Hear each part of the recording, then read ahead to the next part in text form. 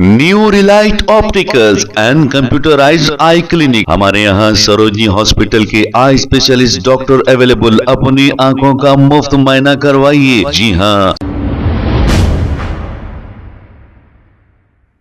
अस्सलाम वालेकुम नाजरीन, 7H न्यूज सच को रखे आपके आगे। काला पत्थर पुलिस स्टेशन हुदूद के इलाके में एक छोटी सी चोरी की वारदात पेश आई। अब चोरी छोटी हो या बड़ी, चोरी चोरी ही होती है।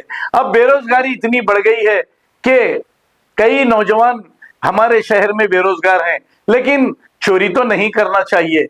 एक नौजवान जो फर्स्ट फ्लोर से गैस सिलेंडर चुराकर सीसीटीवी कैमरों में कैद हो गया है। मामूली सी चोरी के लिए इसकी जिंदगी तो बर्बाद हो जाएगी।